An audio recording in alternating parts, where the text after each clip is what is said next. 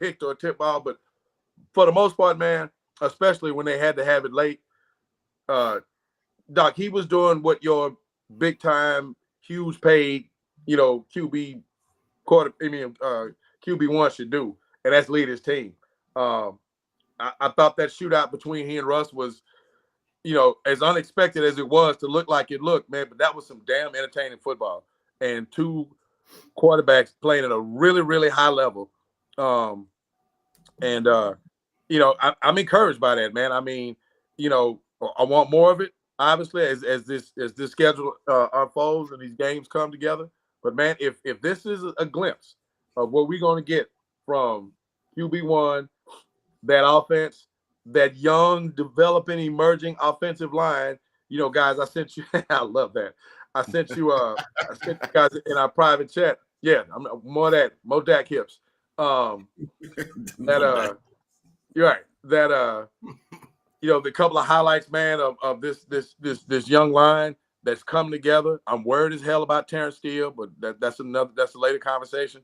But these youngsters, man, they're coming with it. And lastly, before I shoot it over to Joey, Brandon Aubrey, man, I'm gonna land this plane on this as far as that guy is concerned.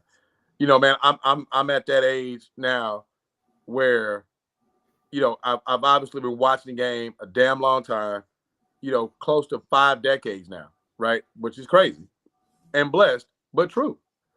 And so what's fun to me a lot of times in this society, especially in the sports discussions, is like what we saw 5 minutes ago was the greatest thing we've ever seen, right? Or we've never seen it before. I love hearing that, and I at times I love being, the old cat at the barbershop was like, well, no, dog, I've seen that before, right? This dude Aubrey is in that territory, dog. I mean, like I really racked my brain, and I'm talking about just going back, just all the years I've watched, man, where I've seen a guy who so easily makes kicks from distance. Joe, I know you can remember this before I jump off. Man, when you would try the guy out there for a 50-yarder, and you're like, oh God, there's no way he makes. You know what I mean? It's like the trepidation was huge on 50-yarders. Man, this dude kicks 50-yard kicks. I'm gonna give you a name, D Brown. Huh? This is what we thought Sebastian Janikowski was. That's a great point, man. That's a great point because he had that leg. Because he had that leg, but the accuracy, man, and just the demeanor. And I always like to pick up on idiosyncrasies, man. And I love the deal. They all go through routine, they line it up. But I like this deal right here. The little turn. I was like, oh, he finna nail that bitch. What I'm saying? Can I ask you this?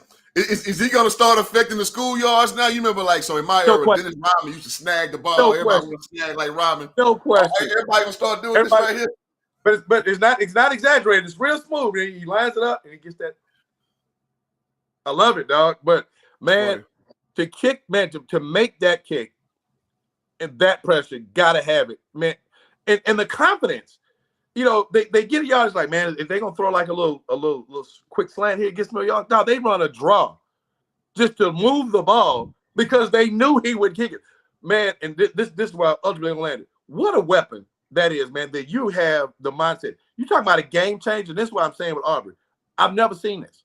And I run from that statement like the plague. I've never seen a team have confidence in a kicker, and he's that impactful where he's completely changed your offensive game plan. Is like, man, look, if we get to the 50-yard line, we get to the logo, we're good. That's crazy. That's play calling. That's game management because the dude is going to run out there and nail a kick, man. And it's not just before halftime. That was to get it to overtime so they don't lose the game. And then he goes and wins it. So, man, this is mind-numbing stuff that's unfolding with Aubrey, encouraging stuff with this offense, concerning stuff with this defense. We'll see what they do this Sunday. Joey, what you got, man?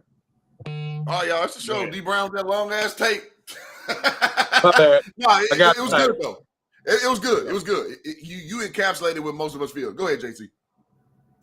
Man, they get to the 50. Thank you for moving the screen and putting me front and center. That Dallas Cowboys Straight No Chaser logo was piercing my brain. And of course, it cost the Raiders a first-round pick for Seabass. They didn't know about his pill addiction and cigarette smoking. But anyway, they get to the 50, right? And they get the ball to Williams, man, just give me 3. Fall down, dude. What are you doing? Right. You know what I'm saying? And he gets some 3, and you're just like, yeah, 64. Yeah, he's got that in his bag. And as DB said, would have been good from 70. Man, he blasted that one. He's a big dude, too, man. That's a big boy, man. 6'3", 220. Played striker and soccer so he can run, right? But I don't want that sumbitch making noun tackles. No, dude. I don't want you making any tackles. All right? Yeah. Seriously, man. Run off the field after you kick off, man. Just real quick, man, I want to, kind of give a little shout out to our friends up there in that New York City, greatest city in the world. And just watching that game, brought back memories of the great tradition-rich nature of New York City sports. I'll take you guys back about 20 years or so. I was watching a Dallas Mavericks New York Knicks game. And, the Mavericks were in the midst of, they win 50 every year, right? And the Knicks were trying to get it back together. They brought Stephon Marbury back home. Prodigal son returns. They're playing the Mavericks, national TV. They're underdogs. They're fighting. It's emotional. Rosie Perez, Spike Lee are at the game. It was really a heartfelt, great New York City sports moment, and they went on to lose that game. In your face, Gotham. Choke on that. All right? I'm telling you, man, that game was insane, right? It looked like, I've said before on the show, one of the differences between college and pro football is, no ho shit. You don't see one team gets a bomb, another team gets a bomb, 40 seconds left, 60-yard touchdown, 20 seconds left, another 60-yard play. You know what I'm saying? You just didn't see the back and forth like that, man. NFL defenses normally kind of tighten that shit up. But that was just an unbelievable game to watch. I was really juiced. I was as juiced after that game as I was kind of downtrodden after the Eagles game, as obviously I make glass half empty guy, as opposed to DB, who's a glass half full guy. But it's a nice. People call that a pessimist. Yeah, it's a nice little contrast, man. I mean, that's football. It's so emotional and it's so week to week, and you get caught up in that wave of the social media crew, where it's either you're going to win the bowl or you're trash. Right. It's so many extremes. But again, I was very pleased, to see them fight back, and I got to give a lot of credit to obviously the two guys in any franchise that are on the gun line, and that's the quarterback and the head coach. I think Dak is just this guy. Just is effusive with his positive energy, man. And you look at the little video you showed with him doing this little hip turn. It has got to be, for lack of a better word, it's got to be a motherfucker being Dak Prescott. Just the microscope that he's under, right? And the attention that he gets. And I kind of juxtapose that against Micah, right? I'm going to tell y'all, man, I don't know if you know it or not. I can see it in Micah's face. Shit's different in Green Bay. It's different being a Green Bay Packer on the world stage than it is being a Dallas Cowboy. Oh, yeah. It's completely different. And there's good and bad that goes with that, but it's the attention. It's the attention that you get, right? Now imagine this. Mike is at a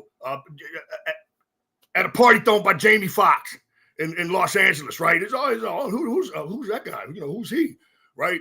Oh, yeah, man, it's Micah Parsons. Oh, yeah? Who? Plays football for the Green Bay Packers. Okay. Right? But then you say, that's homeboy from the Dallas Cowboys. Oh, shit, man, that's a dude from the Cowboys. It's just a little bit different, and all that stuff is magnified, right? It's like, it's almost like a cocaine effect, like Bill Cosby said about cocaine. Well, it intensifies your personality. It seems like this Dallas Cowboys experience is like, a hit and a recoil, from a line of blow, and you're just in this world of sensory overload, right? Yeah. Cowboys, right? And I'm saying, look at his face, man. He is not pleased to be in Green Bay, and it's starting to set in. All right, now, I don't wish that for him, but it's kind of a fact, man. The Cowboys are just under a massive microscope. You have a Giants team that's struggling, okay, and obviously a lot of eyes are on that game. And now today they go and play Chicago, another great massive sports town, city of broad shoulders, and that some bitch is a national game. And look, I think Caleb Williams has a ton of talent. Okay, and they're just kind of in that spot where they're trying to get it going, right? They're kind of trying to figure some things out, but yet still here we are, man. National TV game. Chicago, the Bears versus them boys, and it's a national TV game. Surprised me a little bit, but then I thought about it and not really. So what's going to be, for me, interesting to watch, being a glass half empty guy, all right, really as solid as the Cowboys have been in the last 25 years, which I know people don't believe that. Nobody shows up and flops against a team they should beat or gets blown out by a team that they are as good as, like the Cowboys. I mean, it is truly sometimes, as they say, the S show at the F factory, right, with them. So, there's always that undertone. And today, I got to tell you, boys, as I land the plane, today, in a lot of ways, feels like one of those flop games, and maybe I'm having deja vu because in 1999, I believe it was, the Cowboys, it was either 99 or 98, but I know Chan Gailey was there. And they go up and they play the Bears. And the Bears had Curtis Enos, and they're still trying to figure out if he can actually even play. They're not a very good team. The Cowboys are a playoff team, and they go up and they lose that game, 13-12. Just no excuse for it. Absolutely no excuse for it, man. And this kind of feels like that. But again, we'll get into our evaluation of the Chicago Bears later as I throw it back to the panel. And luckily, my man Cliff has got a hat on, so that Cowboys logo is not piercing his dome like it was mine. Well stated, JC. Well stated, goddammit. Well, yeah, man. Listen, man. You guys have kind of hit all the points to be hit. And kind of going back to D Brown's point. As the game went to a conclusion, we tried to tie the game up. How we just basically ran that simple play to get Aubrey on the field to kick that 64-yarder. I'm at home screaming at the TV. I'm like, what the hell are we doing? Why are we not trying to get a bigger, gash of yards to get in better position? Because we had the time. And and it's one of those things, man. I gotta give Coach Shotty his credit. He knew something that we ain't know. He like, yes. Right. Hey, Brandon, where you want the ball? All right, say less. Get the ball what my kicker say he wanted. I trust him. Did it. Execution. Going to OT. OT was ugly, but we got it done. Boom. Huh? That was the ugliest 9.5 minutes of a 10-minute overtime period. Yeah, it was awful. It was awful. It's funny because it just comes off of one of the greatest fourth quarters I've seen in a long time. Right. As far as game. Completely different game. Yeah. It was a totally different game in overtime, man. What a trip. Every time we came lost up to the lane, nobody could score, Man, every time we lost possession, I'm like, oh, shit. Rush time. Rush the neighbor's town. It never happened again. I was just like, what the hell is this even? But at any rate, let's go by the numbers of what we saw last week. Russell Wilson with 450 yards passing. Now, listen, D. Brown, I know you took a lot of heat for this. Ladies and gentlemen in the listening audience, this won't happen again. As we know, a lot of blown coverages, took place being out there in cover 2 defense last week. And listen, man, shout out to Russell Wilson for exploiting it. Go right central. Out.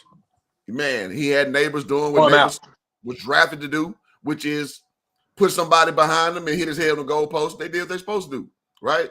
So that probably won't happen again. So I won't say it's super discouraging for Cowboy faithful out there, but I mean that's just what happened last week. Scatterbo ran the ball great in my opinion. Love him. It was 45 yards, but it felt like 85. It felt like 85. It felt like 85 in a bowling pin. Yes, running over motherfuckers like Rodney Hampton. Absolutely. He was getting it done, man. I love it. He worked the ball, man. I think he might be pretty good. Absolutely. And for a rookie, that looks really good. So on our side, Dak Prescott, 38 of 52 for 361 yards. Now, about 5 years ago, if you told us that Dak Prescott threw the ball 52 times, it would have been like, okay, what the hell are we doing? But the accuracy, was there.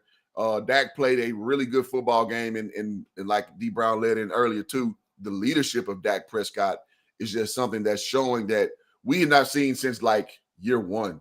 As far as we trust this guy is going to show us something that we don't know in ourselves. Being a new coaching staff, Micah Parsons leaving the team, so there's an identity issue. Like who's going to be the guy? Dak Prescott has quelled all the concern from me personally. I got to say. Of like, how's he gonna come back as a leader? Because that's a grown ass man. We got a quarterback one. Let me just say that, and let the people be reminded. Clark has the same amount of sacks as one Micah Parsons. So for all those who keep trying to, like we said with the Cowboys weekly, it's about we're the best team or we're the worst thing since sliced bread. So everybody wants to make us feel bad about losing Micah Parsons, but at the end of the day, Clark is doing what we asked him to do. He's good as advertised. Go ahead. Man, if I may, I'm glad you brought him up before we move to the matchup. Man, that's the guy I didn't mention in the lead. I'm stoked about that dude, man. Like, you hear about guys because we follow it like we follow it, right? And they can play. But it's always a different, viewpoint when it's with our guys and you see them week to week. Right. Right. Man, that is a grown ass man in the line, and he and Odigizua together are disruptive as hell. I think it was on the first, maybe the second sack, and that's the other thing, man. All the fireworks and whatnot, and you look at it, and Dallas had 3 sacks in that game. It's like, damn, they did. And the first one was with Clark and Odigizua, and you're just like, but man, he is a disruptive cat, man. And I mean the feet, the power, he's got it all.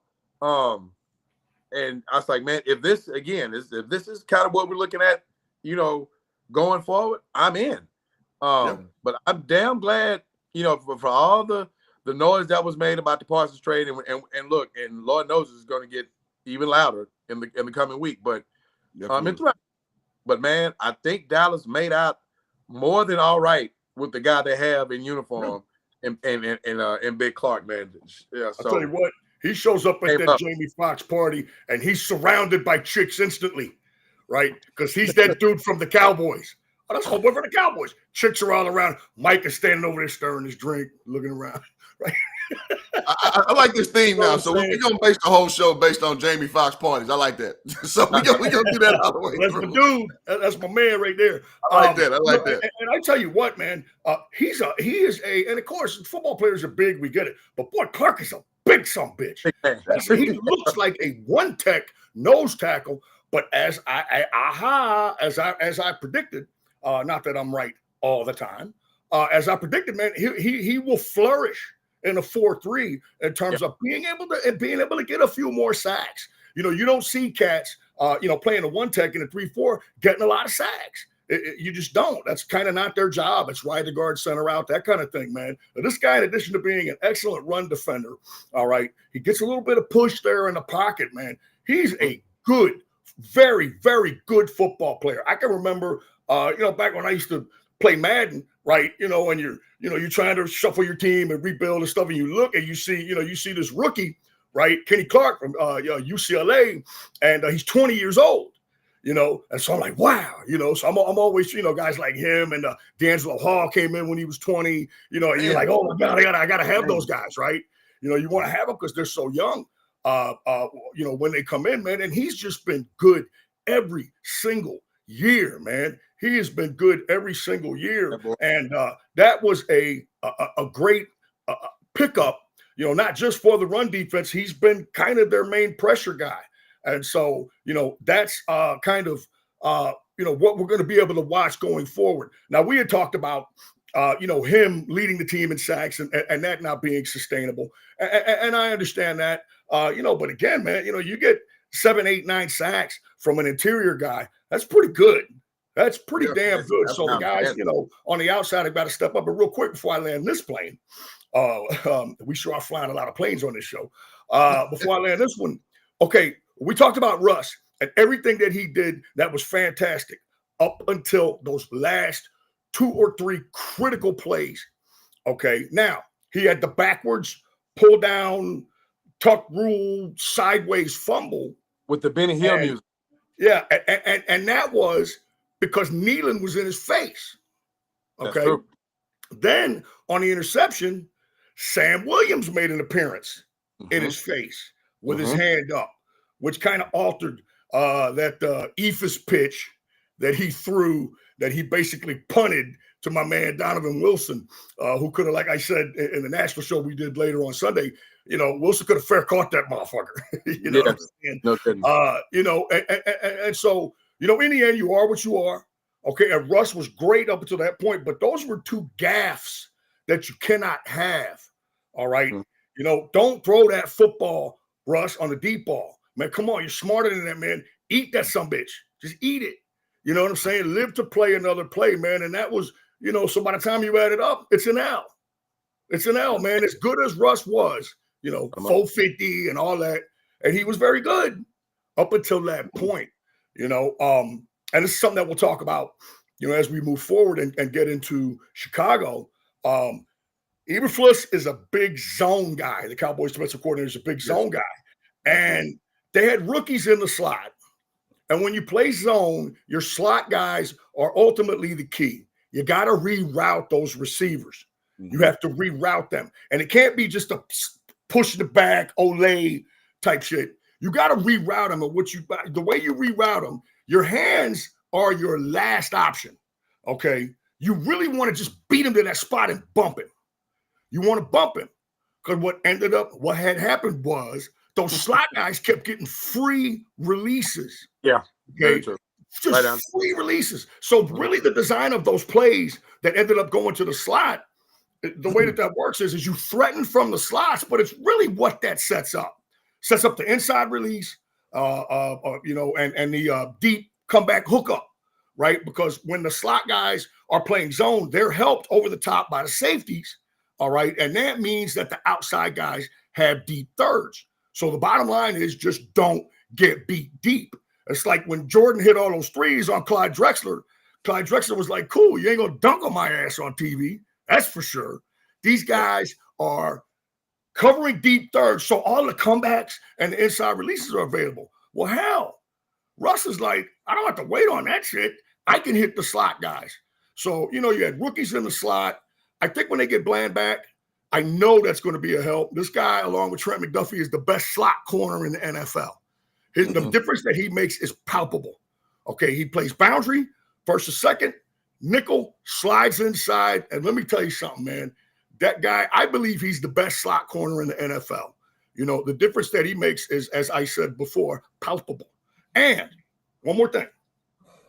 Later on, they're going to get Ravel back. Yeah, they are. Shannon Bell. This is another big corner. Yeah. Okay. And he's a serious man type of corner. Okay. So that means he can help in the slot as well as the boundary. All right. That's going to make a difference for your football team. Your D-backs and your defensive line work in concert. Okay. It's all about getting hands on the deep routes to delay them by 0.3 to a half of a second to give your pass rush an extra couple of steps to get there. Okay. That's kind of how that works. So I'm very, very hopeful, even without any changes in personnel, that they can get that fixed. Because, that's a bad deal, man. The Giants had 7 plays of 20 or more yards. Yeah, it was gasoline. Man, to me, them some bitches couldn't do that in practice. And they come to the game and do it.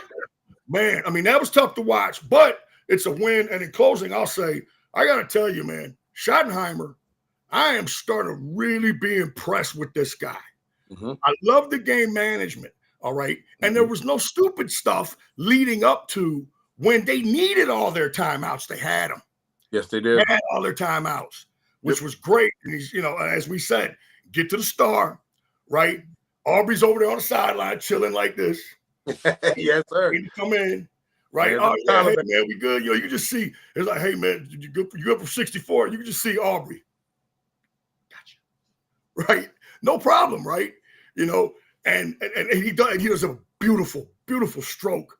It seems like it's the same every time. You would see Vinatieri. Right now, he's the greatest kicker of all time. You see Vinatieri, he's not as big as Aubrey, but Vinatieri's a good-ass athlete, man. And he's kind of a muscled-up dude, but you can see when he's like, all right, man, I got to get some ass into this. You can kind of see it. With Aubrey, it's that same, like a beautiful golf swing. Yep. You know what I'm saying? So, again, offense rolls, defense holds. Well, defense really didn't hold, but special teams definitely played special. And you need that. This is the NFL, baby. These games come down to the fourth quarter. Points are at a premium. You need that. That changes. Dak Prescott even said, he said, oh, yeah, man, we see different defenses, when we start getting close to their 45. Right? It's like, oh, shit, there's 3. You watch the team and you're like, well, they might not be able to, they're at the 30. They might not be able to get in, they lose a few yards. Then they got, as DB said, a 50-yard field goal. Oh, I don't know. The Cowboys are at midfield and you're like, 3 more yards. You know what I'm saying? Like, let's run a draw play. Yeah. Williams was like, I can really run for some more here, but I need to go down. Right? And he falls down and it timeout. You got to have those in order to use them. All right. And I you get a little nervous over those 60 yards. Of course, this is the record holder for most 60-yard kicks in NFL history. Yep. This kid, right, Aubrey. And he's not super young. He's 30.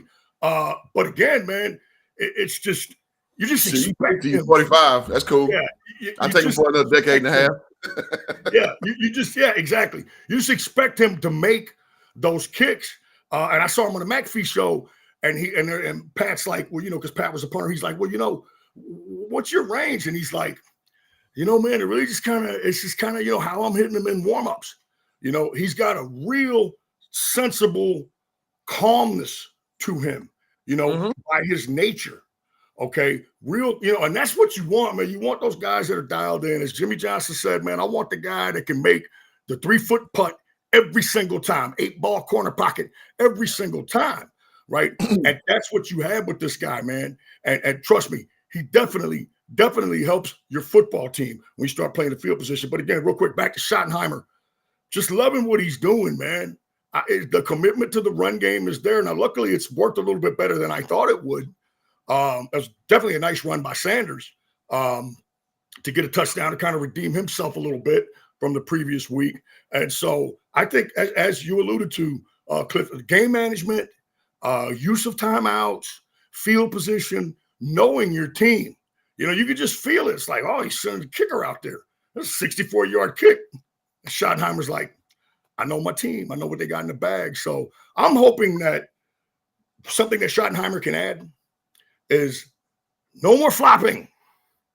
No more flopping. No more being down 28-7 in the first half of a playoff game. No more going and playing the Chicago Bears, who, let's face it, man, they're kind of a dumpster fire of a franchise. All due respect, right? You know what I mean? And so I'm hoping that his presence and influence is going to develop a lot more consistency out of a football team that even without Micah Parsons, they still have some guys, some good guys. Bingo. Well stated, man. Listen, let me put it this way to kind of crystallize that point you made about Coach Shotty. And before I do that, y'all make sure y'all hit the like button, man. Come on now.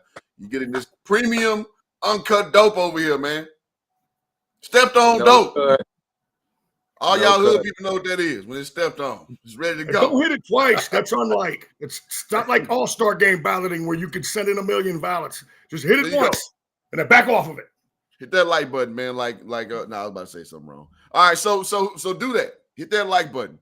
Now, guys, and so I want to say this too, JC. You kind of, to crystallize your point about Coach Schottenheimer. So this goes back to a comment that I made to D Brown the first time he spoke, his first initial interview. I text D Brown like, yo, listen, man, I know it's early. I know it's early. D Brown, listen, look at me. I know it's early. Right, put that disclaimer in there. Yeah, but the way this dude's talking, I have not seen the Cowboys coach talk that way in quite some time. Yep, I remember that conversation vividly. He may not be a guy with a resume per se, but he seemed to be a guy who's been groomed properly. And it's something to be said about that because we know a dude named Sean McVay, who at the time was a horrible hire, but it turned out that some bitch knows some football, right? Being the youngest head coach. And he got some right to prove it. That's the man. Right. So I was kind of, so it made me think, okay, so maybe the Cowboys have turned the corner. Instead of going for these system guys or a splash name, because, the fighter wire throws out all the, is Bill Belichick coming to the Cowboys? Is Pete Carroll coming to the Cowboys? You know how it goes. We bought a guy and everybody scratched their heads, and dare I say they laughed bringing in Brian Schottenheimer. And, no doubt. Yes, absolutely. So hearing him speak, I'm like, listen, that's a ball coach right there. So, hey, I can get behind his message. He talked about accountability early. He talked about getting guys in line and you have to do your job. I'm like, that's not what you generally hear coming from a coach. It should be something you should hear, goddammit. That's something I hear from Tomlin. And I like that Tomlin talk, if we being honest. 100%. So he had my support. I don't care who was laughing because they laughed about Travis Frederick being drafted in the first round. He's a third-round candidate, and we know how well that troll action aged. He only became one of the best centers in Cowboys history. But, I mean, whatever. So I wanted to say that as we go forward to kind of steal man Joey's point. That was great, what you touched on. And let me say this, too. So I know we talked about the defensive woes in this segment. And so we did address that problem. So real quick takes. Your opinions about we were kind of soft. We were kind of warm on your boy Jadeveon Clowney, former number 1 overall pick, to after the Giants game, it's like, let's go ahead and get this deal done. And, before the ink even dried, Clowney was on the first thing smoking out there to Frisco. Gentlemen, your quick take on Jadeveon Clowney coming in and helping out on that edge, and then we'll move on to talking about the Bears. I think he can help. And if he helps you win a football game, the signing was worth it, and I'll leave it at that. Perfect. I do too. I mean, a guy with his pedigree, a guy with his ability, because when you're talking about a signing like that, you're literally signing on resume, right? The sizzle to his name has long since faded, but this is a guy who addresses a need, and you just look at the production. And even in his last stint, what did he go? 7, 8 sacks or so? In his last Carolina, I think he got 9 sacks for Carolina last year. So, but nobody notices because he's only 32. He's only 32 at the end of the day. That's the thing that surprised me. Cliff was like, when I looked up all the statistical stuff because I knew we touched on this. I'm like, damn, he's only 32 years old. You just want a little bit left in the Duracell, right? And go out there and do what you do. And to me, it's anything that he can do to enhance what we're starting to see in that interior, and maybe free guys up like a Sam Williams, like a Nealon. Those guys. Look, maybe they glean 1 or 2 more sacks because you have Jadeveon Clowney out there. We've seen that effect when Micah Parsons is out there. The other guy eats because of the attention. So, hey, man, I mean, he's a guy you have to pay attention to, and if he gives them anything close to what his pedigree has been, I'm with it. And, there's not a lot of compensation there. Go for it. And I like the move. You know what? Yeah, we don't have Parsons. We need a pass rusher. Well, hell, go get one that can rush the passer. I like the move. Well, and he is subject to some unfair expectations. Just very quickly, he's subject to some unfair expectations. Again, with the hype and everything coming out. And, again, also you look at him. He is the perfect sized right end.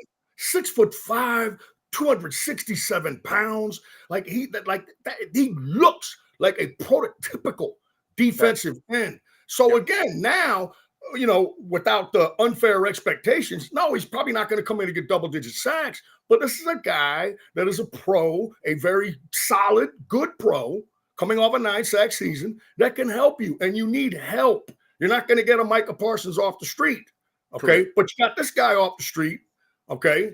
And he can help. We'll see, but he can help, man. He was solid last year, and he can help. And that's what they need. We already know, man, it's going to be a pass rush by committee. But the guy can definitely help. I don't know if he's playing today or not. Jerry says he is. Schottenheimer says we'll see. Oh, wow, conflicting messages from the GM and head coach. Wow, I'm shocked. We'll see. I know that they can use the guy. As they say, when you got problems, you got to make changes. And so hopefully later on down the road, when they get Ravel back and Bland back and they get Clowney into the fold, I think the defense can at least be solid. Middle of the pack. Yeah, and listen, man. At the end of the day, you bring a guy in with a bevy amount of a resume and experience, and he seems to have kind of matured to a point where you want him to help counsel the younger guys. Rook out there at left end, bring in even helping cultivate James Houston, man. Like James Houston, he's only 25, 26. Get him in the damn game. Let him play. Yeah. So the local media is saying that too. The local media wants to see him too. I heard him saying it this week. I'm like, I told y'all that before. When we signed him, I told y'all over here. First straight no chaser. James Houston is that dude, man. Get him in the damn game. He can rush the pass. Yeah. Yep. I'm glad you still made my point about local media finally catching on, because I've seen that for years from James Houston. But go ahead, D. Brown, what you got? Yeah, I know we're about to get in this matchup. I like the point you make about the experience and then the maturity piece. Because this guy was the number 1 overall pick that came in with literally bigger hype than Micah Parsons did. Like Micah Parsons was a flash pick, but there was still some head scratching. Like, him at 10, right? Yeah. Because there were some cornerbacks that Dallas was looking at in that draft that went off the board. Surtain being one of them. And it's like, damn. Oh yeah, but I was hyped about Micah Parsons. I did not know that Micah Parsons would turn into quite what he's become. But Jadeveon Clowney was a number 1 overall pick. Like, this dude was a badass man in college with the expectation of being a badass man, in the pros. And consensus number 1. It didn't come out of nowhere either. He didn't play the bowl game. That's back when that started off, when you didn't play the bowl game.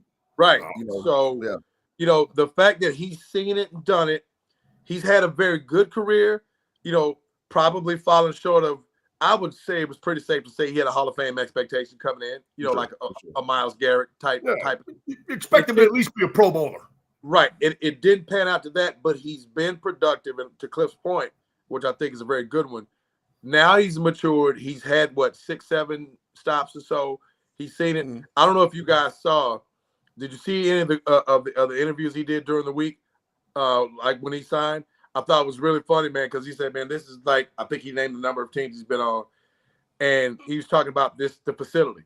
To kind of tie into your point, JC, about it's the Cowboys. He said, "I've been on a bunch of teams." He goes, "But here, and mind you, bro, he's just off the plane in some sweats. Hadn't even seen the practice field yet." He was like, they spoiled around here, man. They do things a little different around here, man. I ain't seen nothing like this shit, right? But to have that experience, man, to just give a tip to a guy like an Ezra, right? You talking about a guy Houston. And again, the whole deal's worth it if he comes up when Dallas maybe is not doesn't have it, struggling. Offensively, not clicking on all 8, and the defense is having to stand up, and it's a fourth quarter of a tight game. You're up for teams driving, and he comes up with the big sack. If he does that, which he's capable of doing, to JC's point, it was worth it. It was absolutely worth it. So I'm excited to see what he's able to contribute, and I'll land it here. I like the messaging because it's not Dallas sitting on their laurels. Hey, man, We've identified the problem. We're not going to figure out, hey, man, we'll just stick with what we got and hope good things happen. They went out and made a move. And if the move failed, so what? But I like the message that they're trying to do something to better the team. And when are they trying to do it? They're trying to do it right damn now. And I like that part here. So we'll see what happens. I think him and Clark were both greeted by the roving band of Adderall out MILFs drinking vodka tonics coming from Zumba classes, right? And they're like, man, this is great. Damn, you don't see shit like this in Green Bay or Carolina. God, these broads, they're so flexible and so willing. You know what I'm saying? It's like, it is, man. It is Hollywood. Baby, when you come to the Cowboy, you know, you look up, people are giving you shit for free. You know what I'm saying? Right? Like, there's just something about it, man. And you know, I'm excited. You know, I'm excited. I think it's a good pickup. I'm excited. I think he can help. You know, and I tell you what, he's another one of those guys. You know, like Sedarian. He's just super cool. You know what I'm saying? You know, he's just like, man. You know, I'm come in. I'm give me some sacks and get my bag right. And you know, I like it here. You know what I'm saying? So I'm looking forward to it, man. I really am. I want to see him in a Cowboy uniform, and I want to see how he's able to help. Yeah. Nah, solid takes all the way around. So again, guys, hit that like button, man. You getting that Cowboy talk, but we're not sitting here, you know, harping on, you know, the obvious things. We see here delving into things that's going to actually show up on Sunday.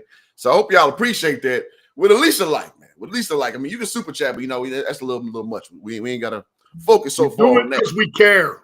That's our problem. We care too much. There we go. God damn it. All right, so moving right along. Now we got the bad news Bears this week. And they've been getting that issue. Well, I'm not gonna say week one. Week one, they had a competitive game against the Vikings, but last week they caught that issue, losing 52-21. And by the numbers, Jared Goff goes 23 for 28 for 5 tubs. Gears with 94 yards, 1 tub. St. Brown with 3 tubs. It just was an ass whooping. And Caleb Williams on his side, who's supposed to be this generational talent, you know, I just can't take him serious with the spirit hands and all that good shit. But 19 to 30, accurate, you know, accuracy issues not really the problem, but 2 tubs, 1 interception with 207 yards, not good enough. And they don't have a lot really going for them, putting no sacks, no pressure on the Lions. So it seems like they're going to be chumming the water by conventional thinking. But, gentlemen, the 0-2 Bears, we got them, you know, in the crosshairs, man. Some of your prognostications of what we're going to see and what should we do to this Swiss cheese ass defense that we about to face. Let's just call it a buck. Real quickly, Dallas has to get up on them early. It's just literally one of those. I think that team is really right for, man, if they're down 21-3. Yeah. I don't see the fight. I don't see, not only do I not see the ability for them to make that a game if Dallas doesn't do anything dumb and get to them. So it's real simple. Take advantage of these matchups, especially in the air, right? Because Cliff was reading those stats and you're thinking,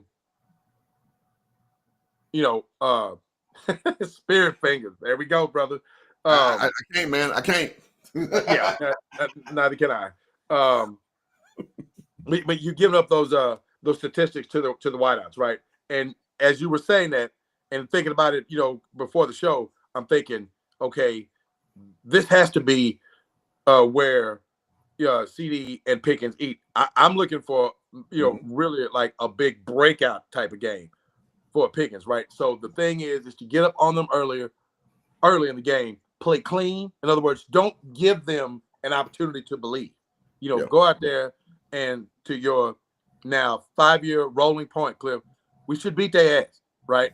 I mean, go out there and begin that ass whooping early. Like, don't hang around with that 10-3 action till the middle, late third, and then pull away late. You know, you've given them optimism. If go out there, play clean, do what you are capable of doing, and kind of take them out of this thing if you can prior to halftime. You know, get out of it clean. You know, and if you're up on them early, get to this evolving run game with Javonte Williams, sprinkling some Sanders. Might we see blue this week? Who knows? But feed that let those young guys come off the ball and start pounding these guys in submission because you built an early lead with your big play guys on the outside. Revert to that run game. Keep it clean. Don't give them opportunities. Get out of there with this win that you absolutely need to have as you welcome the visiting Green Bay Packers next Sunday. So don't go out there and spit the bit when you have the opportunity to go out there and match a team that you should actually go out and kick their ass. Get up on them early, pound them out with the run game, play clean, get on the plane, get back to the house. All right, let me address the alley-oop. So Caleb Williams, he paints his fingernails on his mother, who's worked the nail tech this entire life, and expresses into the individuality about things and not mind stand out. Well, let me say this. I'm the youngest one on the panel, so I guess, being a millennial, I can be a little more empathetic because I know you guys, Gen Z, right? Gen X. I'm Gen X. Gen X. Okay, yeah. Even still, I'm saying fuck that. No. If my mama was a professional thong maker and I wanted to honor my mama by wearing thongs, I'd be a straight turbo weirdo. So no, you don't get the pass and just painting your nails and like, oh buddy, I think he plays for the 76ers. I just don't like that trend because the reason why is because I used to be a teacher. And these kids pick up on what these athletes do, as we all know. No secret about it. Yeah, breaking news, fuck that. Right. No, it's just like, to me, it's just like you play a violent game. You play a manly game. And I just don't want, because that opens the door for all these other little non-masculine things that invade the space of professional football. And I don't like it. I don't like it. It's a threat to the proliferation of the race. All right. Everything seems to trend a certain kind of a way, with the fingernail painting and Cam Newton dressing like Medea and people wearing pink and shit. It's a bad path to go down. But hey, man, Caleb, if you were honoring your mom, you should have said so from jump. And I would have been like, oh, okay. Because moms, come on, man. We all love moms. You know what I'm saying? If you'd have said that from jump, I probably would have looked at shit differently. Again, man, I think a lot of what DB was saying is spot on. Look, play your game, a solid game, focus on you and focus on self. Let them freak out like they do and all of a sudden forget how to play football. You know what I'm saying? You just keep playing your game. And Schottenheimer's the guy to get them on that path is what it seems like to me, man. It's just about football. I just feel like Schottenheimer, it's almost a perfect storm, man. He waited and got his chance, and he picked up some good knowledge along the way.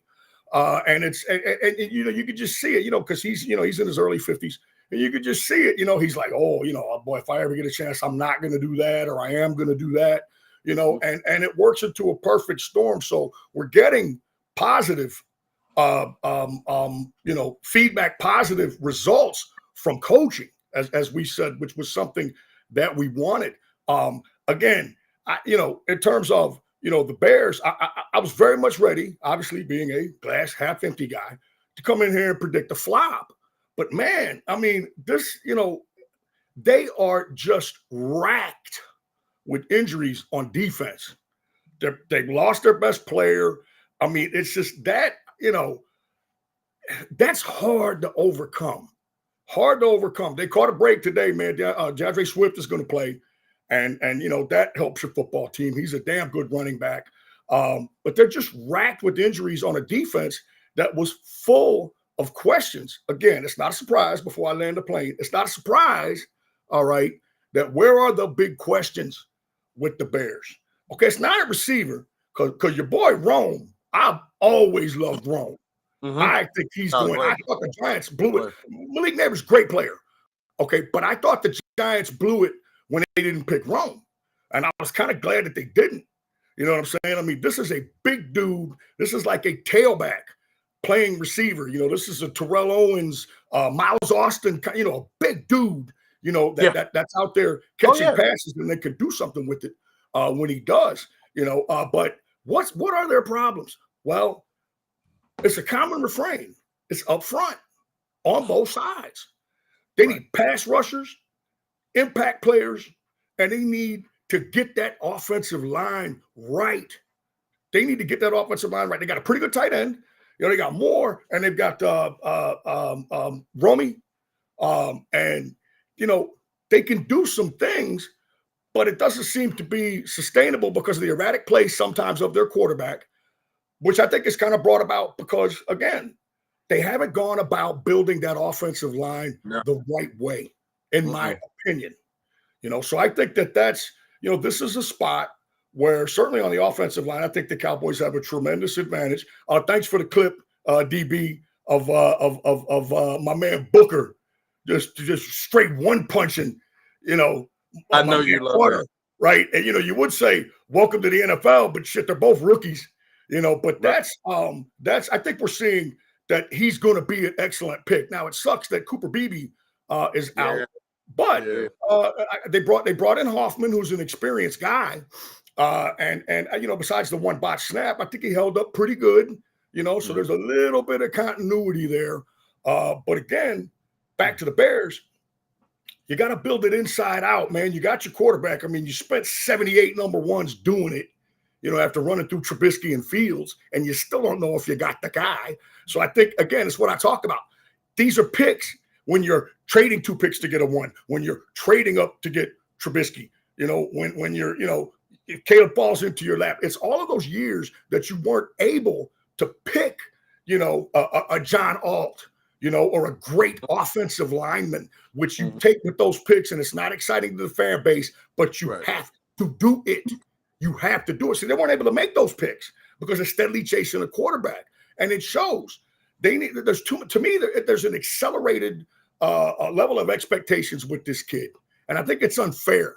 All right, he needs to be given time. I mean, I saw some shit. He was a rookie last year. I saw one of the crawls on one of these ridiculous sports shows where they say, is the Caleb Williams experiment over? Is he a bust? Come on, man. He just freaking got here, man. Right. He's got talent, build from the inside out and get this kid a foundation. That's what it takes when you play quarterback. My friend was asking me about Shedeur Sanders. What's it going to take? Well, first he needs an opportunity. Then you need the organization to get behind you, to build around you, to stay with you, to put up with your growing pains. That's what you need. And, hell, man, the Giants haven't had a quarterback since fucking Sid Luckman. Right. All right? Like, seriously, man. These guys haven't had a quarterback in forever. So what's the difference, in waiting a few years, now that you got one that you can see, he clearly has a ton of talent. I mean, he's like, the way he makes those throws from odd, twisty, turny type angles, man, and he still got zip on him. It's almost Mahomes-like. You know what I'm saying? And so stick with the kid and build around him. Build around him and stick with him and support him. Everybody's in such a rush in this drive-through society that we live in, man, for him to be boom or bust, And that's the thing, man. They just got to have patience, right? And it's going to be a rocky road until then. And, today's an interesting game, man. It's like a team that is struggling will beat the Cowboys, and all of a sudden, was this the turnaround moment? You know what I'm saying? Was this the moment that turned it around for them? And believe it or not, all these power rankings, which power rankings are stupid in the NFL. They have this thing at the end of the NFL, man. It's called playoffs. All right, Jesus, Mary, and Joseph, man, searching for clicks and shit. These power rankings, man, they're a joke, but yet still, they've got the Cowboys at 20, 19, 21. Okay. All right, man. I don't see it that way. All right, in terms of where their position is in the league. And trust me, if the Bears can get this one today, if they can get this win today, man, it's going to help their football team tremendously, man, because Dallas is still, to me, a very solid football team. For sure. Yeah, I thought that was solid, man. I mean, and one thing I can appreciate about being a Cowboy fan is amongst a lot of chaotic things that we may, perceive because, Jerry loves the spotlight. We all know this. He's committed to putting a competent O-line out there as best as he can since we can call it, 2017 and beyond, right? Because we had that one chaotic year giving up, 5 sacks against Atlanta when we were trying to hodgepodge things. I think Terrence Steele was Chance Green. Huh? Chaz Green. Yeah, That was the tackle that came in and gave up. Yeah, like the man got like 5 sacks off of Chaz Green. Yeah, and Connor Williams. Connor McGovern was young. Connor Williams from UT, young, light ass. After that, they didn't even try to hide Green at guard anymore. They said, man, we've seen all we need to see, man. Ain't no moving you inside and hiding you, man. You can't even move him to guard the front door doing doing preseason shit. Get him all the way out here, man. You can't protect nothing. Get him out of here. Out of there. No, it was bad. But that was a bad black eye on the Dallas Cowboy lineman era. But other than that, Jerry's been very competent of keeping a very good plug and play, and now a young developing line. So that, and we see the proof is in the pudding, because every time we got to roll out Cooper Rush, he got a damn near clean pocket to go and operate. And we've had some seasons too in the last recent memory where we were still competing when we shouldn't be competing, having Cooper Rush back there. And if we go back to 2020 or 2021, the year escapes me exactly, but we was throwing your boy DiVincenzo, whatever his name was, 7th-round pick, huh? Oh yeah, DiVincenzo. Yeah, what's his name? He's a 7th-round pick. He has like a national commercial now, being a professional backup. Oh, you're talking about DeVito. DeVito, there we go. DeVito. The family taking the picture, so he steps in as the backup kid for the kids who don't want to cooperate. So, I mean, we've had O-lines to let these lesser than stellar quarterbacks come in. And low-key, I mean, I think he played against the Giants that game he started. And, beside a few errant throws, I mean, we were in the game. Right. With a competent O-line. So when you look across the field and to see what the Bears have not done is kind of give, Fancy Nails, an adequate support system for him to thrive, because he doesn't strike me as the kind of guy who can come in and command the locker room. He look a little soft. He act a little soft. I mean, I know he's from D.C. Everybody from D.C. swear they're all the toughest motherfuckers that ever lived. But, he doesn't emanate that to me. He seems a little, I mean, I know I live in Southern California. He seems a little USC soft. I mean, those guys generally don't come into the locker room and come take it over with their personality. I can't name one personally. I don't know if you gentlemen can, beside with O.J. Simpson, beside damn, not even Reggie Bush, not Matt Leinart, not Sam Darnold. Keyshawn, maybe? I can't name a guy. Keyshawn, maybe? Maybe Keyshawn. All right, I'll go with that. Mark Salin. Okay, I'll go with that. San Diego guy. Yeah. Okay. Mark Salin is a guy like that. But generally speaking, my point pretty much stays there. Those guys aren't necessarily, they're more laid back. They're more cool, because it spoils you. People say it spoils you being in Dallas. It damn sure spoils you playing at USC out here, man, because you get access to shit that NFL players barely get access to, especially if you play for Jacksonville, you play for Carolina. I would argue that the experience playing at USC is probably better than playing professional sports in those cities. Just saying. So with all that being said, so we got to take advantage of the fact that this franchise is floundering because they're worried about the wrong thing. They want to have flash because they haven't had a quarterback since been pimping. So what you're seeing is inconsistency, because week one, like I led in with the last segment, against the Vikings, they look good. It was a good game. I think they lost by a score. And last week against a formidable team, the Lions, who got their ass whooped the week before, came back with their slump buster against them and blew their doors off 52-21. So D Brown said it perfectly. We just got to not give teams like that hope. We got to step on their neck early, take away their confidence, so they just know, okay, let's go ahead and mail it in 0-3. We're okay with that, because there's no expectation of winning. Correct. Yes. There's no expectation of excellence, but if you let them hang around, guess what? Get this one. Fuck around, win this one. Like, I've been on both sides of the spectrum. When I lost a game we had no business losing, or almost lost a game I had no business losing, to winning a game when we had no business winning. And I'll give a specific example. When I was in Dallas, I was at I played at Mountain View College, Division III JUCO. So we suck. I played at Richland. Okay. So shout out to the DCCCCD. So we were the worst team in the conference, but I transferred from Stephen F. Austin, so I was the big name guy on the program. But we sucked. But we played against Collin County, D1. JUCO. They had a kid. I forgot where he went after Collin County, but Collin County is where you want to go. Like they got nice facilities, get your scholarship, and they'll put you to the next level. It's better than Richland. That's for damn sure. Huh? I said it's better than Richland. That's for damn sure. It's definitely better than Richland. And Richland's a good school. It's just a D3 JUCO. But anywho, we beat Collin County at Collin County, and that shit made the Dallas Morning News sports section when we beat them. JUCO ball. And it's because they let us hang around. And I kept trying to galvanize my teammates like, yo, we can get these dudes. Right. They bullshitting. And we got that dub. And I remember coach was so happy he let me go home for a month, which was a mistake, for Christmas break. I came back out of shape. But my point is, man, I knew because we played Collin County the year previous. That was my second year in JUCO. And they beat our ass both times. So we knew there was going to be an ass whooping playing Collin County. But we like, oh, hold on now. This feels a little different this year. Right. It feels a little different. Y'all let us stay in this game. So confidence rises and we got that dub. So my point is, you don't want lesser talent to start to get confidence because after you show me you human long enough, then I'm like, okay, you're not as good as I thought. So this mental barrier that I have in my head, now that's gone now. Now I believe. Now I can tackle this thing, and I'll make one more reference I saw that's pretty apropos of this. There's this video of these dogs. And so basically they're in this cage, I would say it's about 10 foot high. And the dogs just all jumping on the cage, just yapping, jumping. One dog starts to climb the chain link, and jumps over. And guess what happened after that first dog did it? All them goddamn dogs did the same thing.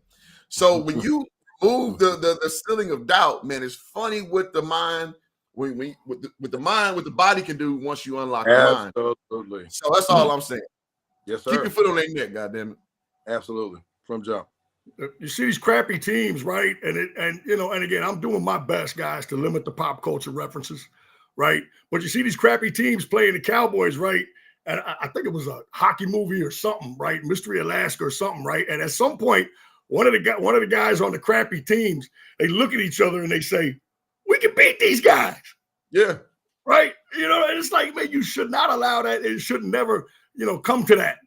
You know what I'm saying? It should never come to that, It's definitely a Rocky Drago type of deal, right? You cut him, you hurt him. You see, he's not a man. You know what I'm saying? All of that shit. But the Cliff's point though, it's amazing when you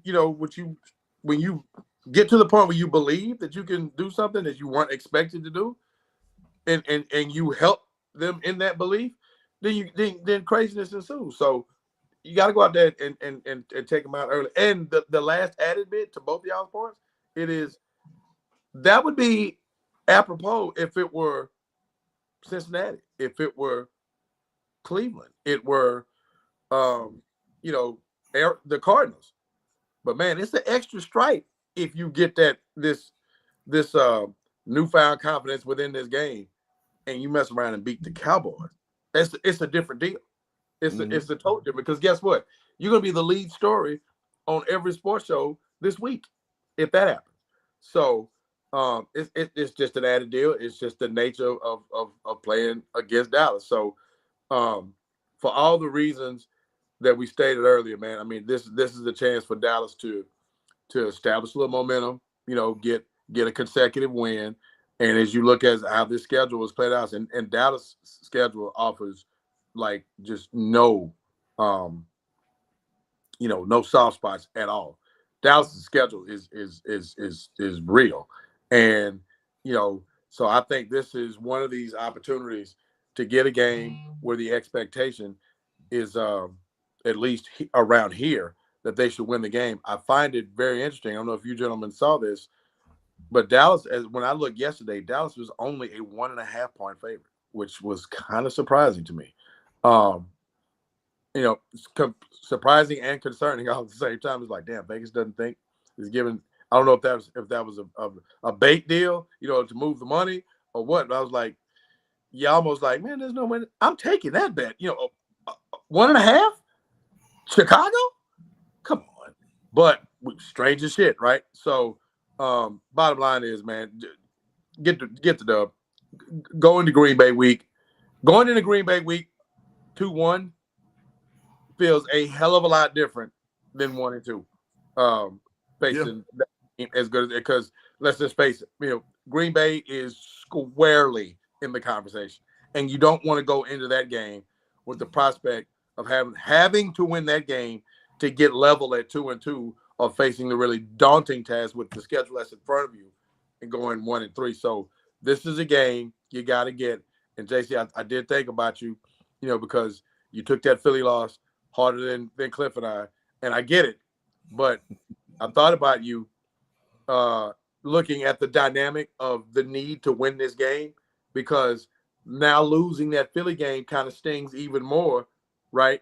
Because of this dynamic. It's like, damn, if they get that game, this deal feels different. You don't want to lose a game you should win anyway, but there's a different emphasis and there's a different feel because you did lose that Philly game, right?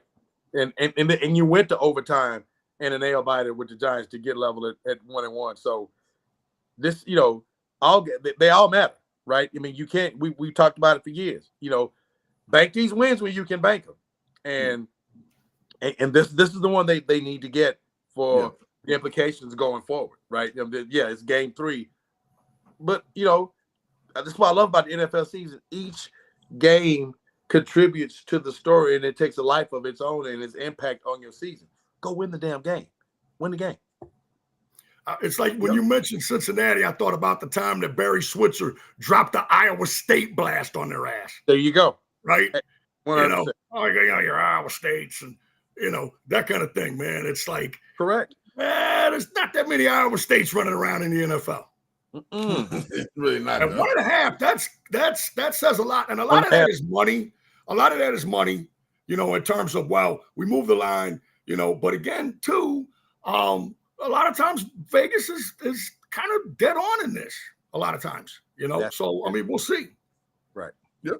Straight up. I mean, and listen, man, at the end of the day, one thing I'm liking about what I'm seeing, this slow moving storm with the Cowboys, is we seem to be a competent, good old Bears boy. So one thing I'm seeing is just competent moves, competent play. So again, I could take a moral victory loss against the defending champions week 1 when there's a lot of questions. I can take us winning a game that we normally would trick off when someone shows back the same gumption against the Giants. Mm-hmm. I would take that, because when we talk about this all the time, y'all, the NFL is comprised of 4 different mini seasons in one season. So far we're 1-1 in season 1, which is the first 4-game block. And all things considered, with all the question marks, with new coach, with Michael gone, with Pickens being a wild card, with the run game being a question mark, I think all things considered, again, with BB going down, I know he's a rookie, but still, I think we're pretty goddamn. We're pretty damn solid in the storm of potential chaos, because old Cowboys, week 1, we get our doors blown off. Old Cowboys, we give up in a game that long, or don't have the timeouts to manage the clock late to win a game like that. We've seen it so many times over. So, we commit a penalty to put ourselves in a position not to be, competitive late in that game to beat the Giants, man. I've seen it all the time. We're 3rd and short. We get the stop, but somebody hits them too late. On the sideline, it's a automatic first down. I've seen that shit so many times. Shout out to Randy Gregory.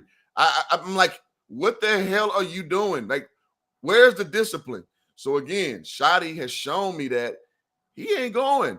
Like, we want to see Blue, but Blue ain't up to his standards right now. So he's not getting it done, and I like that. He ain't out there. I like that. That's a great. Mozzie not getting it done. We want to see Mozzie to see if did we just trick off that number 1 pick? He like, nah, he ain't ready. You're not gonna see him. So I got quiet confidence in this organization. I gotta say, man. So I think that this will age well. Time will tell, but I do have to say that going forward. So let's get into the picks, man. Drum roll. We did a really good, thorough discussion of the cerebral part of the game against the Bears. We talked about what the Bears are doing right now, but fuck all that. What's going to be the actual score, though, when they lace it up in about 3 hours? Yeah. You guys sleep, man. Joey, it's amazing how this show gets you souped up and wanting to watch the game. There you go. Knew, right? Who knew? Tragedy. Go ahead, man. Start us off, Joe. JC, what you got, man? Predictions for today. All right, real quick, I'll jump in and we'll shuffle the order a little bit. I was also thinking a little bit about what DB said, and he mentioned all those teams, that have been kind of perennially bad, and you don't want to be the team that is, as I like to say, the cure for what ails you. All right, and that's kind of what the Giants have, in a way, kind of been. I think back again, man. I'm a damn near an octogenarian. I'm an old dude. I think back to 1995 when the Cowboys were having midseason struggles, right? And they eke out a win over the hapless Giants. My boy Kevin Williams from Roosevelt hogged out in that game, by the way. Yeah, I remember that. And they eke that win out. That's like, okay. And then what happens? San Francisco loses to Carolina, right? And the Cowboys are now in a position to get the number 1 seed. And who's waiting for them? The Arizona Cardinals. Cure for what ails you, brother. You don't want to be that team that is the cure for what ails you, right? And so Chicago is a lot like one of those teams now, just given their performance. You would have to say, that they are somewhat hapless at this point. Again, I expect them to be juiced. It's one of those not as bad as you think when things are bad, not as good as you think when they're good kind of a things.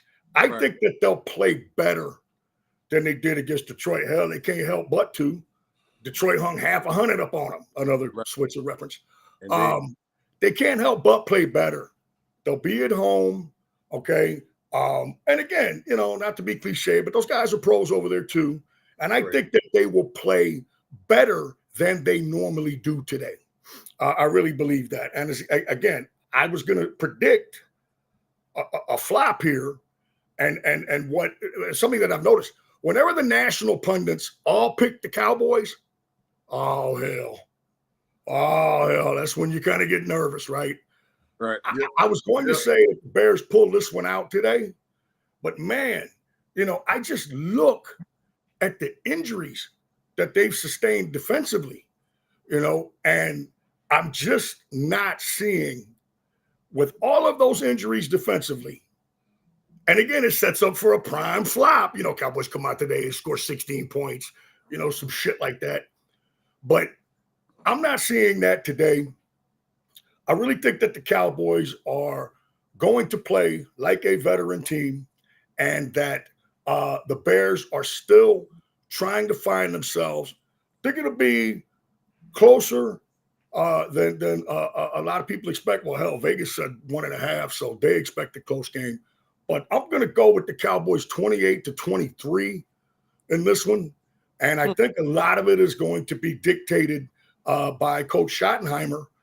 Again, I can't believe I'm saying he's one of the keys to the game, after the litany of the Phillipses and the Garretts and the McChubb Rocks that we've had coaching this thing. I'm actually saying that I think Schottenheimer and his, even keel, let's go compete type attitude, I think it's just what the doctor ordered for this football team. It's just what the doctor ordered for this game. 28-23, Cowboys, still a few busts defensively. Williams is a mobile guy. But I think that they get that kind of settled down a little bit in terms of the slots. Look for Romeo and Moore to be in the slot today. And that's just an advantage that they're going to take. That's an advantage that they're going to seize that opportunity and take advantage of. Again, this is an NFL game. I hate to keep being cliched, but give me the Cowboys 28-23. I think they come out and they handle business. It might not be super impressive, but hey, man, just bank the W like you talked about, like Cliff talked about games that you're supposed to lose, that you win, games that you're supposed to win, that you lose. You treat them the same way. 24-hour rule, Playboy. Bank the win, forget the win, forget the loss, and head on to the next. Go get this one today because, as DB said, you don't want to be 1-2, with Green Bay coming to town. Big facts. D Brown, floor is yours. All right, my man. I like what you said there, JC, and that it is there are a lot of cliches you can attach to this, and they're accurate. This is an NFL game. and you got to go out there and and play the game that day. That said, I'm going to lean to my man Cliff Franks and say we should beat their ass. And I do expect, I do like your point, JC, that I do expect him to be juiced, to be energized. They're at home. It is the Cowboys in town. They need this game because for all of their messaging, 0-2 sucks, and we know all the history there, but there's no real expectation out of Chicago in terms of deep playoff run or probably even making the playoffs. So they want to get a game where they can get it.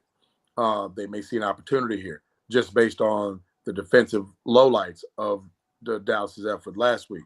That said, I think with Shotty's seemingly handle on the pulse of this team and getting this team prepared to play, which has been impressive, even in game, the adversity, how, he just seems to be dialed in the moment. I think there's probably some good messaging that came from, what they didn't do well last week. But I just think this, in like we said in every other sport that we watch, it's about matchups. I just don't think this team, Chicago, that is a good matchup for what Dallas is offensively. I think when the end of this conversation for 2025, Dallas is probably going to rank in the top 3 or 4 offenses in the league, production-wise. I think it sets up for them to do kind of what I hope to see is get on top of them early with the big play in the pass game, and then pound them with an emerging run game. So I think they still may give up some plays because I don't think you fix all of what Dallas threw out there in 1 week. I think you improve, but I don't think you fix it all. So I still think they'll probably give up a play or two that they would want back. So on that premise, give me Dallas 34. Give me Dallas 34, Chicago 17. On the road. Right. God, I hope that happens. Yeah, 34-17. Okay. Well, listen, man. Here's what I do know. Caleb Williams is going to give you about 200 yards of passing and a touchdown. That's about expectation. The Bears are not going to put a lot of points on you, so I would assume that Eberflus has learned his lesson from being lambasted from network to network, content creator to content creator last week of that horrid performance with his secondary. So I would bet dollars and donuts that he's, I hear you, so let's make some adjustments. So I don't expect Caleb Williams to just tear it up per se today. I expect him to pretty much put 200 plus up on the board with a touchdown or so. I don't expect their run game to gash us like that. I expect, so in the last, few games, they give up 350 plus yards. And one thing I do see is Dallas clicking. And in particular, I see Pickens getting more and more comfortable. And Dak is implementing him, in earlier to get him more acclimated. And I think that as the weeks progress, you're going to see more and more of that. So, man, I'm going to go back to my own ideology. I expect to whoop their ass, man. I expect an almost 40 burger last week, and they gave me my 40 burger. So I'm definitely bringing the burger out this week. So we burgered up. It was the first appearance of the burger. I love it. We burgered up. 40 burger. I wish I had my little statue. And rest in peace to Richard Walker, man, one of our former colleagues, who's no longer with us. He had the satchel one time and bought the 40 burger out the satchel, man. So sorry I don't have my props, but no, man. I expect us to really tear into these dudes. I expect 42-24. And 24 is being generous for this team. That they don't put up points like that. And when they did compete week 1, they went against the Vikings and J.J. McCarthy, which is essentially his first real game, being hurt last year in his rookie campaign. So obviously the Vikings are trying to, figure him out all the way. So I don't put a lot of stock in that win. So with all that being said, yeah, man, I expect to beat their ass. Don't show me what you can do in these flashes and then let bad teams like this hang around. I think quietly the Giants are a bad, good team, if that makes sense, because they have a lot of veteran leadership, especially at the most important position at quarterback.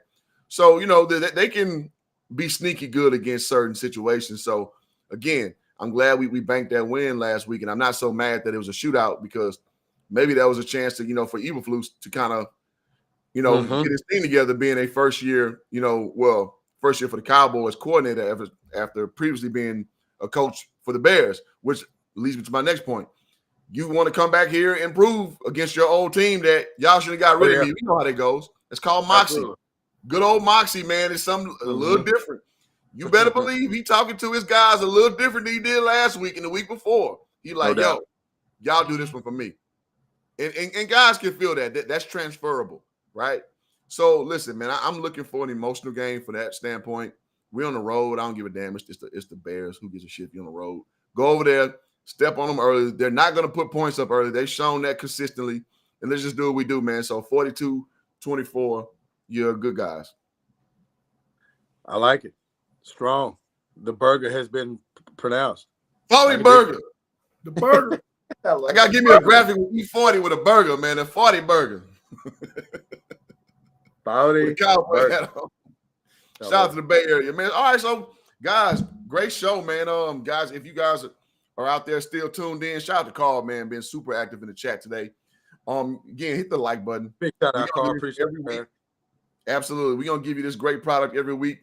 And I hope you guys take something from it. I hope you get to that water cooler and you destroy somebody in the conversation off of something you done heard. Because listen, I talked to D. Brown about this. One of the things I said about the comparison of a Ferrari and a truck with Micah Parsons and God damn it, why is his name escaping me? Who we trade Parsons for? Clark. Clark. Yeah, so I made the comparison about Micah Parsons being a Ferrari and Kenny Clark being that dump truck you need to actually get work done. And I heard on Gil's Arena, he made the same reference. I was like, hey, did he really? I heard that. Oh, wow. I heard that too, man. So hey, Gilbert, hey, Agent Zero. Thanks for tuning in, Agent Zero. We love you. How about you? How about you? My man. I've been YouTubing for 5 years, and I can tell you, regular dudes get listened to by the big boys. That's all I'm gonna say. And you make your own. So, all right. So, any parting words, gentlemen, before we put a bow on this one? Man, get a win. Bottom line, get a win. We talk about it every year. Bank these wins. Get one that you're supposed to get, and get out of there healthy. Get out of there with a dub, and just start to bank these wins, man. Go Cowboys. Yes, sir. JC. Man, get this one. Get it. You got to get it. And boys, I swore off brown liquor and have managed to avoid incarceration in that time period. Unrelated story. And I have switched to the Bloody Mary. Sunday, Bloody Sunday, boys. All right. There we go, man. Get your food. Watch the Cowboys put it down today, man. And let's get this thing going, man. Let's get this thing headed in the right direction with a W today. Let's do it. All right, gentlemen. Till next week. Peace out. Go Cowboys. Go Cowboys.